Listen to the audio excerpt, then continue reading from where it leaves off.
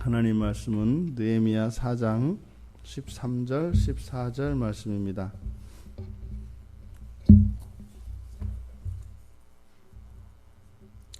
우리 같이 한 목소리로 함께 읽겠습니다. 내가 성벽 뒤에 낮고 넓은 곳에 백성이 그들의 종족을 따라 칼과 창과 활을 가지고 서 있게 하고, 내가 돌아본 후에 일어나서 귀족들과 만장들과 남은 백성에게 말하기를, 너희는 그들을 두려워하지 말고 지극히 크시고 두려우신 주를 기억하고 너희 형제와 자녀와 아내와 집을 위하여 싸우라 하였느니라. 아멘.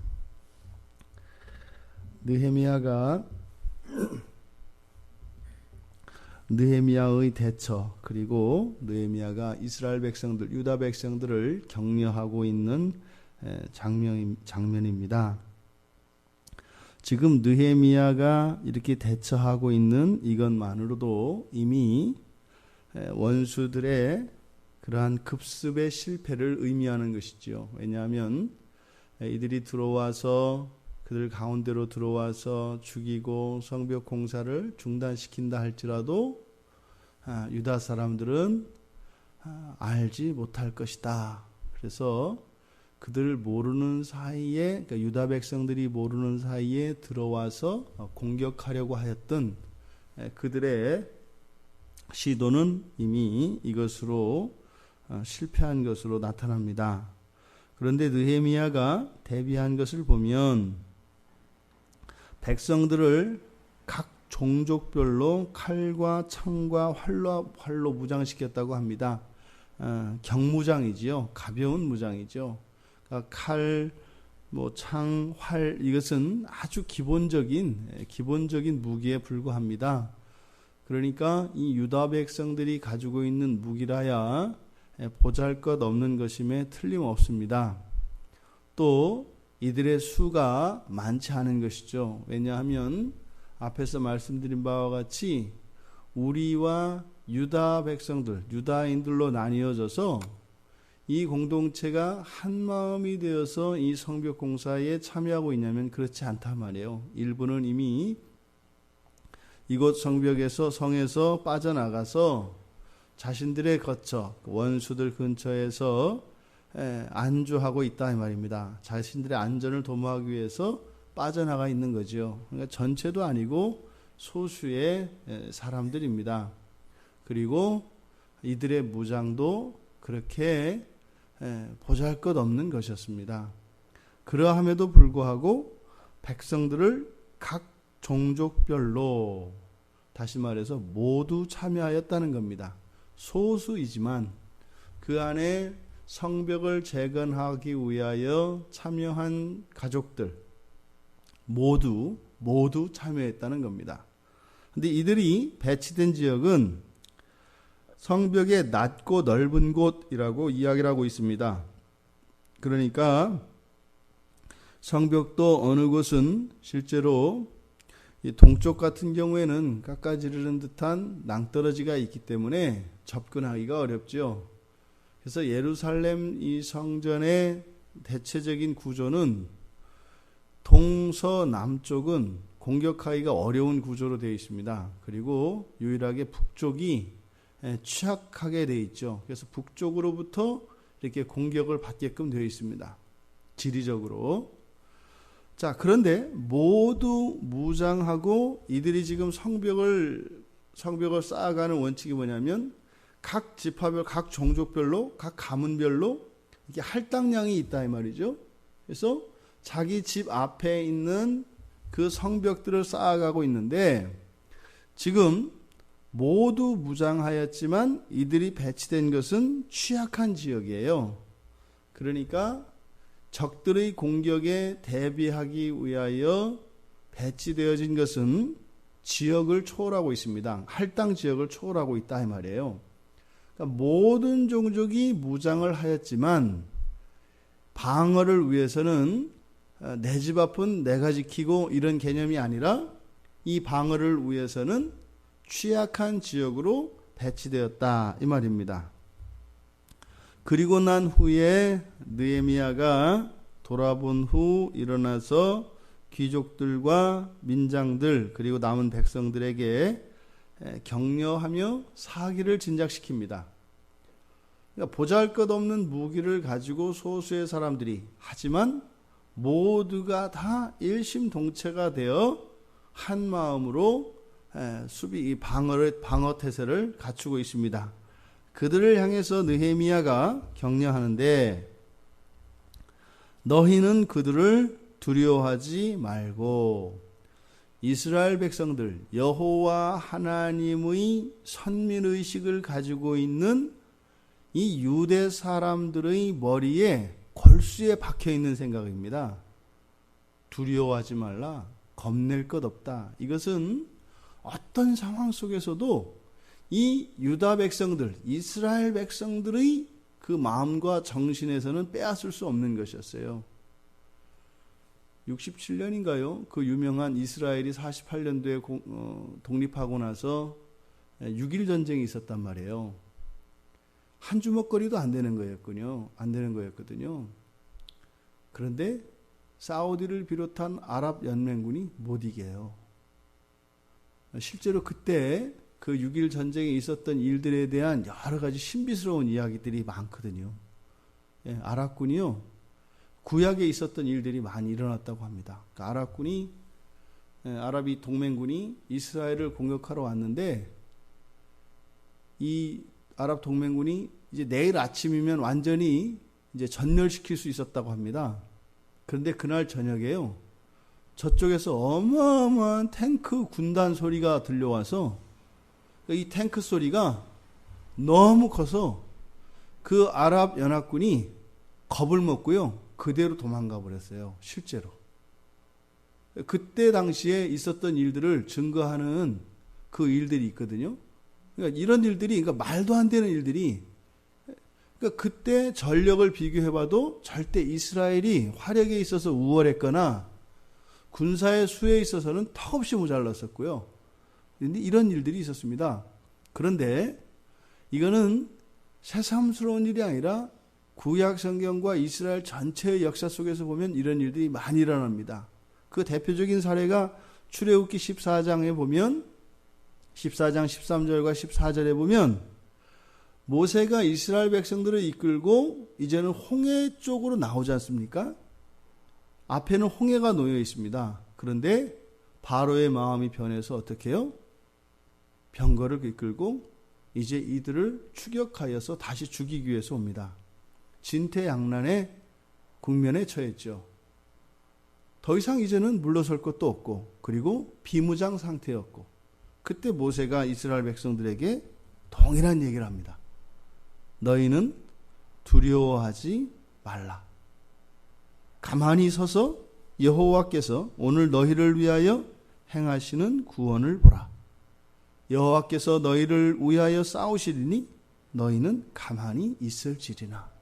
이게 이스라엘 백성들 안에 그 피 속에 흐르는 여호와에 대한 절대적인 의지하는 마음입니다.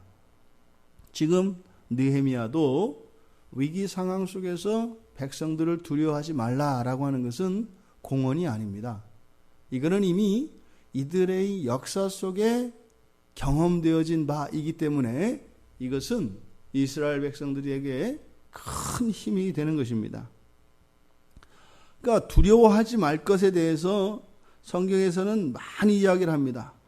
그래서 민수기 14장 9절에서는 그 땅 백성들을 두려워하지 마라, 하늘의 징조를 두려워하지 마라, 멸망과 기근을, 들짐승을 두려워하지 마라, 갑작스러운 두려움이나 멸망도 두려워하지 말라. 이런 일들이 이스라엘 백성들에게는 끊임없이 촉구되어집니다. 이사야 선지자도 41편 10절에서 이렇게 두려워하지 않는 이유가 하나님께서 굳세게 하시고 도와주실 것이고 하나님의 의로운 손으로 붙들 것이기 때문에 두려워하지 말라라고 하는 언약적 보호에 대하여 이야기하였을 때 이스라엘 백성들은 천군 만마의 대군을 갖추고 있는 것보다 그 말씀이 더 큰 힘이 되었던 것을 기억합니다. 그리고 오히려 이 적들을 두려워할 것이 아니라 지극히 크고 두려우신 주를 기억하라 이렇게 얘기합니다. 주를 두려워하라가 아니라요. 주를 기억하라. 이것은 위기 속에서 그리고 이러한 두려움을 이기는 아주 중요한 느헤미야가 깨달은 그 깨달음을 백성들에게 이야기하여 주고 있습니다. 이런 위기 상황 속에서 주를 기억하는 것, 이 말씀은 너희들 각자가 담력을 키워서 두려워하지 않는 사람이 되거나 또 용기를 내어가지고 그런 두려움을 막 억제해라 이런 게 아닙니다.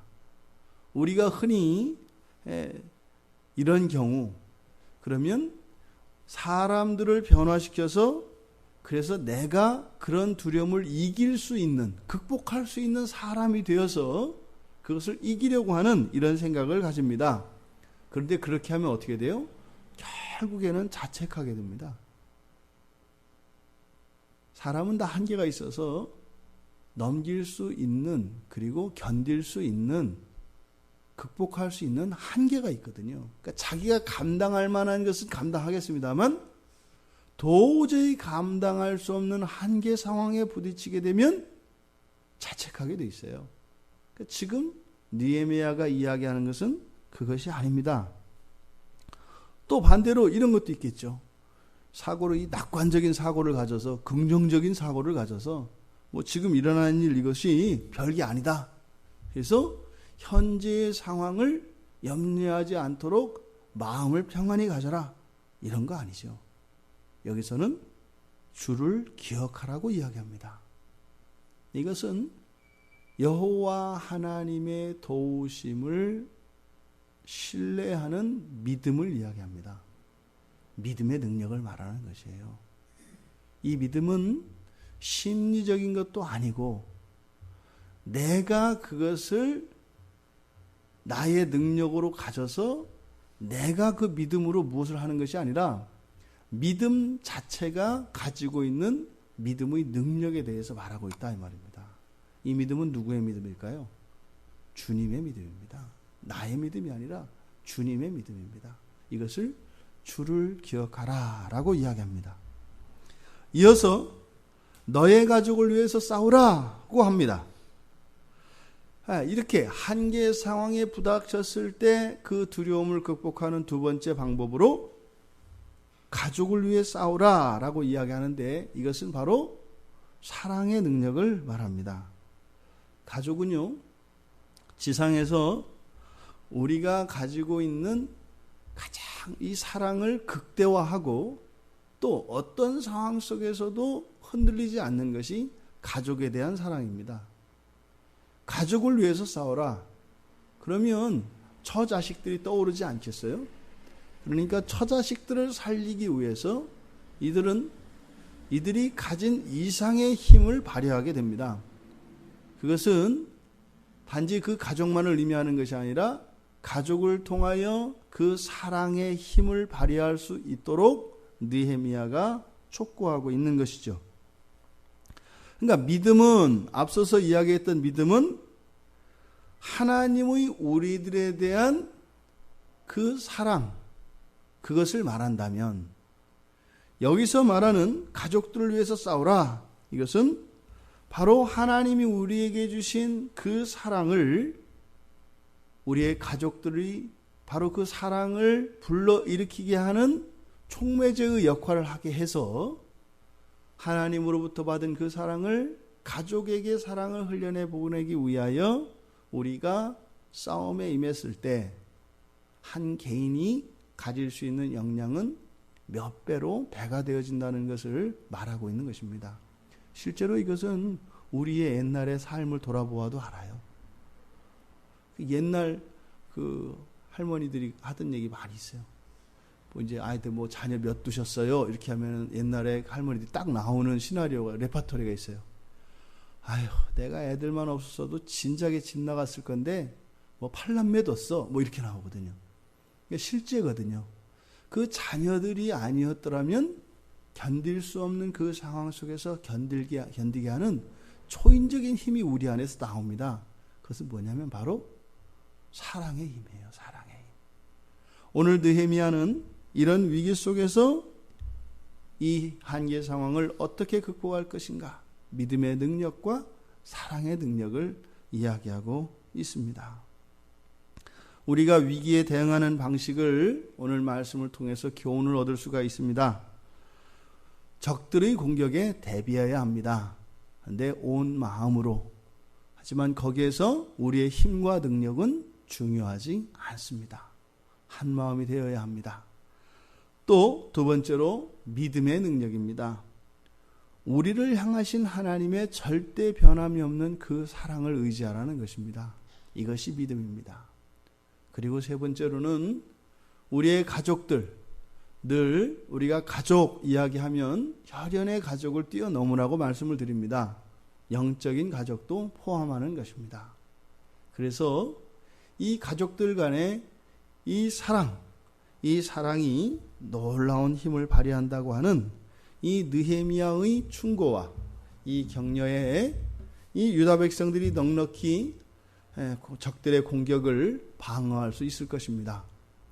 우리도 이 느헤미야의 권고를 따라 믿음의 능력과 사랑의 능력으로, 그리고 우리에게 주어져 있는 것으로 준비를 함으로써 이 세상을 너끈히 이겨낼 수 있는, 앞으로 우리를 향하여 밀려오는 파도와 같은 것이라 할지라도 너끈히 이것을 감당할 수 있다는 이 느헤미야의 충고가 우리에게 실질적인 힘과 위로와 격려가 되시기를 주님의 이름으로 축원드립니다.